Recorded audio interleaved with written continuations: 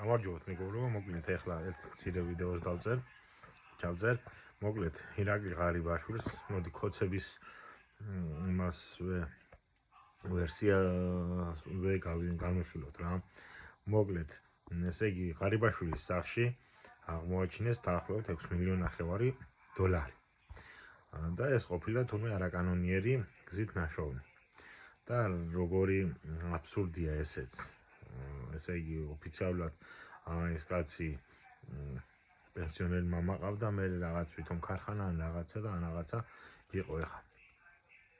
მოდი გავიაზროთ რასთან გვაქვს და რამხელაბლებთან გვაქვს საქმე რა. მოკლედ, მაკდონალდს ყავს 1400 თანამშრომელი, რომლის შაშანდელი შემოსავალი იყო დაახლოებით 30 მილიონი ლარამდე. ღარიბაშვილის სახში აღმოაჩინეს 6 მილიონი დოლარზე მეტი, რაც არის დაახლოებით 18 მილიონი ლარი.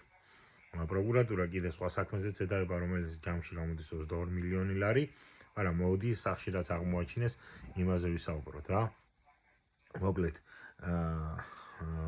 ესე იგი 30 მილიონი გამოიმუშავა მთელი წლის განმავლობაში მაკდონალდსმა 1400 თანამშრომელმა, ხოლო ღარიბაშვილს უპოვეს 17-18 მილიონი, ანუ დაახლოებით 7-8 თვის თანხა, რაც მაკდონალდს 1400 თანამშრომელმა გამოიმუშავა 7-8 თვეში, აი ამ კაცს სახში ქეშად უნახეს, რა ქვია, ქეშად უნახეს ამდენი თანხა.